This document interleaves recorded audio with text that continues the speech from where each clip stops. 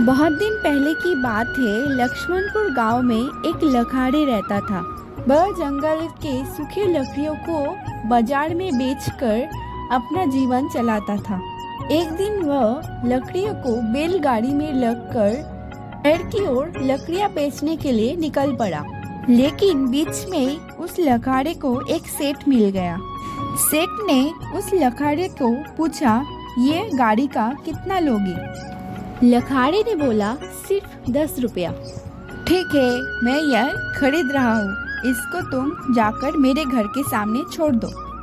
रामू लकड़ी से भरी हुई बैलगाड़ी लेकर सेठ के घर पहुँच गया। रामू सेठ को सब लकड़ियाँ बैलगाड़ी से उतारकर सेठ को दी और पैसे लिया और अपना बैलगाड़ी लेकर वापस आने लगा कि तभी सेठ ने बोला, हमारी तो पूरी बैलगाड़ी के साथ ही बात हुई थी, तुम ये बैलगाड़ी नहीं लेकर जा सकते। रामू ने कहा, ऐसा थोड़ी हो सकता है।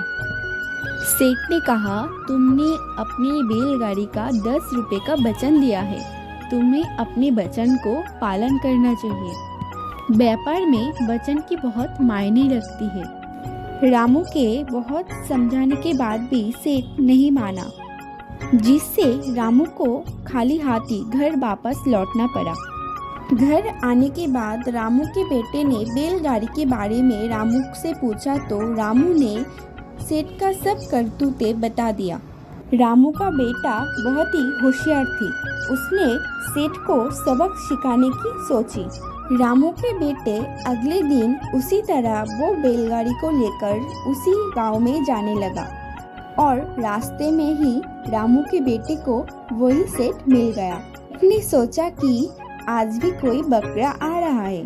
सेठ ने फिर से रामू के बेटे से वही बात पूछी कि बैलगाड़ी का कितना है। ये सुनकर रामू का बेटा बड़े ही चालाकी से बोला, केवल 2 मुट्ठी सिक्के। रामू के बेटे की बात सुनकर सेठ मन ही मन सोचा कि अरे, ये तो कल वाला बेवकूफ से भी बेवकूफ है। मैं तो इसको सिर्फ 2 सिक्के 2 मुट्ठी में दबा कर दे दूंगा। उसके बाद रामू के बेटे को सेठ ने घर पर लकड़ियां छोड़ने के लिए बोला। वह बैलगाड़ी को लेकर सेठ के घर पहुंच गया।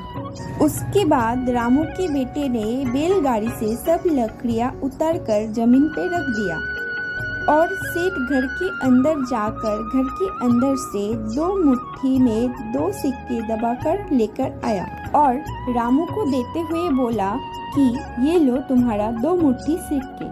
तभी रामू के बेटे ने जेब से चाकू निकाला और बोला, सुनो सेठ, मुझे तुम्हारी पैसे नहीं चाहिए, मुझे तो तुम्हारी मुट्ठियाँ चाहिए। और वो मुट्ठियों को काटने के लिए आगे बढ़ा कि तभी सेठ ने मना किया। और तभी रामू के बेटे ने बोला, तुमने तो वचन दिया है और व्यापार में वचन बहुत मायने रखता है। और उसके बाद रामू के बेटे सेठ को सारी बातें बताई कि किस तरह सेठ ने रामू को ठगा था।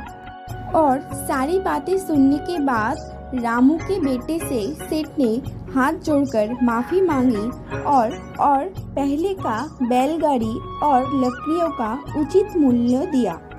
और इसी तरह रामू के बेटे ने अपनी होशियारी से अपने परिवार को ठगी से बचा लिया। और उसके बाद रामू के बेटे अपना बैलगाड़ी और उचित पैसा लेकर वहां से चला गया। घर आने के बाद रामू अपने बेटे से पूछा कि क्या हुआ। रामू के बेटे ने अपने पिताजी को सारी बातें बता दी और फिर उसके बाद सब मिलकर हंसी खुशी रहने लगे। तो फ्रेंड्स, आज का वीडियो आपको अच्छा लगा तो वीडियो को लाइक कर दीजिएगा और चैनल में नए हैं तो चैनल को सब्सक्राइब कर दीजिएगा। फिर मिलते हैं नए वीडियो के साथ। Thanks for watching friends, bye.